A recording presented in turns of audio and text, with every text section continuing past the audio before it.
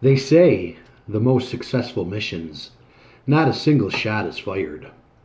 After watching Jennifer's barbaric and vicious dismembering of the last remaining sinner of society, I could now say this was a triumphant undertaking. Watching the husband and wife's soul-stirring reunion brought tears to my eyes. So much of the day-to-day survival of the hideous and despicable apocalypse you are forced to face, stone-faced and merciless. Seeing the two of them full of emotion, embracing, hugging, and kissing, after all they'd both been through, it was like watching a tearjerker of a romantic tale on the big screen. The only thing I could compare it to was Allie and Noah's final embrace in the Notebook before they both passed away peacefully, while holding each other lovingly and tightly. The illumination of the moonlight highlighted the bruises and contusions that covered both of their bodies. After what seemed like 15 minutes of clutching and enclapsing, Blake finally introduced me to his bride and best friend. Her blood-covered hands and arms now embraced me and repeatedly thanked me for taking in her husband and returning him home to save her life. I apologized and said we would have been here sooner, but the two other monsters tracked him to my place and launched an attack on the four of us. The four of us, she questioned?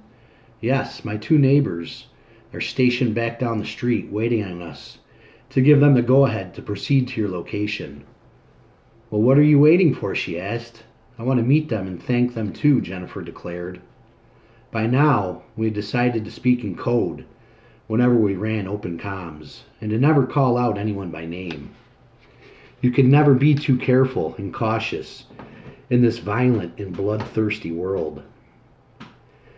Cable guy to maintenance. Do you copy? I called out. Affirmative, cable guy. Location is secure and the enemy is departed. Proceed ahead. I'll meet you out front, maintenance. Roger that, cable guy. En route now. I trudged through the blood-stained snow and made my way through the knee-high snowfield down to the main road, awaiting the arrival of Jim and Jody. Within minutes, the headlights pierced through the blustery blizzard. And as I had directed Jim to do so, he flashed the high beams on and off, so I knew it was just him and Jody, and they had not been compromised or breached while they waited on us to secure Blake's home. How'd it go? Jim swiftly asked us as he rolled down the driver's side window. You'll see for yourself, I answered, but first drop the plow and clean out this driveway. If we have to bail out of here fast, I want a smooth getaway. Copy that, Jimmy replied. Once satisfied with the plow job, Blake introduced my neighbors to his wife. These are good people, Jennifer, and they lost their building, saving me. The sinners of society ignited it and torched it to the ground. Sinners of society? Jennifer asked. Yes, SOS is the name of the monsters that stumbled upon our home. And if what the ones who set fire to their building said can be believed, there are more of them out there. They are a much larger group of sick, homicidal monsters determined to rule this new world by any means necessary. Brian, Jim, and Jody are going to stay here with us. There is power in numbers now that society has fallen to shit. We need them, and they need a roof over their heads. Surviving on the run with sociopathic predators preying on the weak wasn't feasible. Immoral wrongdoers were lurking in the darkness of Armageddon, anticipating and calculating when they would strike with ferocious force. Brian, why don't you and Jimmy unload your supplies and bring them inside, Blake said. The minuscule reserves we were able to save from the fire was mostly ammunition. Calibers going for $1 to $1.50 per round during the peak of panic buying were now priceless in a world without rule of law. You weren't going to be able to defend yourself against a vicious, hungry horde or a group of murderous marauders with golf clubs and baseball bats and be able to live to tell about it. We were able to extricate a few thousand rounds of varying calibers before the fire consumed my apartment. I knew Blake didn't have a colossal stockpile of ammunition set aside if the world ever collapsed. After all, he and I first crossed paths a month before the CME would forever change our lives, when I sold him a box of 5.56 for his newly purchased AR. The first thing we would need to do once inside is take inventory of what supplies were still available after the house had been ransacked and depleted by the sinners of society.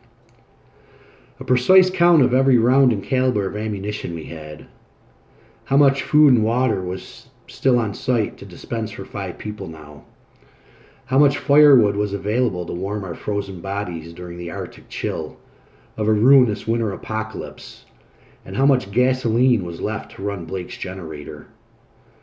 Upon entry into the 2-story colonial, the stench of human feces and urine delivered a robust blow to your senses. The degenerate devils that had occupied the House of Horrors took the liberty of defecating and discharging inside like they were untrained dogs. There were numerous holes in the drywall from gunshots and what I can only assume were bodies being thrown and launched into walls. Beer bottles and garbage littered throughout the first floor, some of which helped to conceal bloodstains left behind from Blake and Jennifer. Cupboard doors ripped off their hinges and thrown across the kitchen like they were frisbees. Out back laid 2 bodies, partially obscured from the snowfall. The first was a sinner Blake fatally stabbed on that fateful first day. He would slowly succumb to the wound and eventually die without it being properly treated. The second body was that of Blake and Jennifer's 17-year-old daughter. She died instantly from a gunshot wound to the head as her parents watched in horror. I couldn't imagine witnessing something more gruesome and heartbreaking than watching your only child being executed in front of you while you were held hostage and helpless in your own home. Blake's eyes had locked onto mine, peering outside at his daughter's corpse, and he immediately darted outside and began carefully removing the snow from her frozen, chilled, and preserved body. He was sobbing with convulsive gasps as he held her in his arms. During the initial melee, he never got the chance to say goodbye to his baby girl. He was in shock and fighting for survival the day she left Earth. Now was his time to grieve and mourn her loss. Jennifer quickly joined him, falling to her knees. They cradled her stiff body like she was a newborn. Jennifer, too, never got the chance to say goodbye. She fainted at the sight of the brutal and cold-blooded killing, collapsing to the ground just mere seconds after her daughter's body did. Once she awoke from the all-too-real nightmare, she spent the remainder of her time shackled and tethered to her bed, being assaulted repeatedly, doing her best to black out the experience, until Blake and I rode up to deliver vengeance and retribution.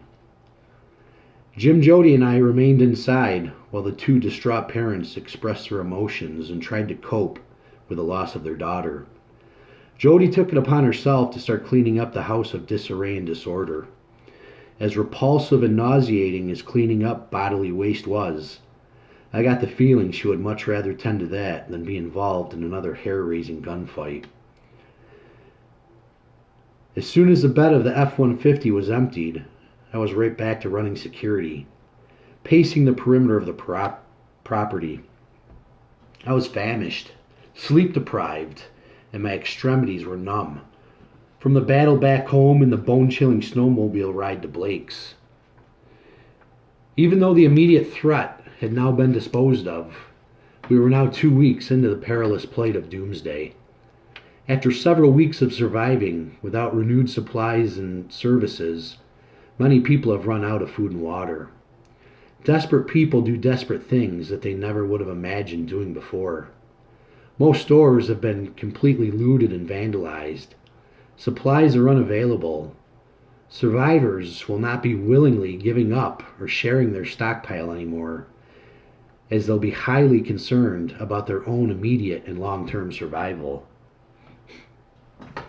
SOS is not our only threat.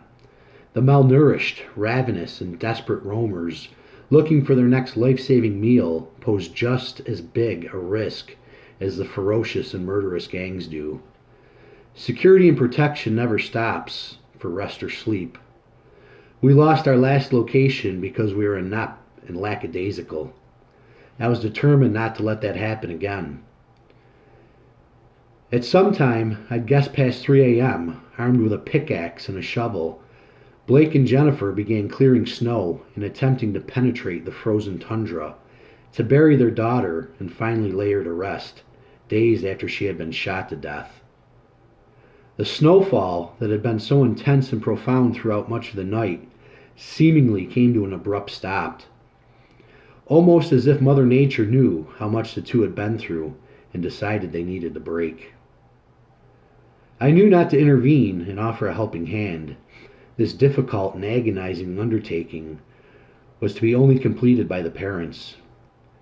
Even during this unspeakable, indescribable catastrophe, I'm sure they never expected they'd be digging a grave in their backyard to bury their 17-year-old daughter. The end times of Judgment Day or not, no parent ever expected to outlive their children.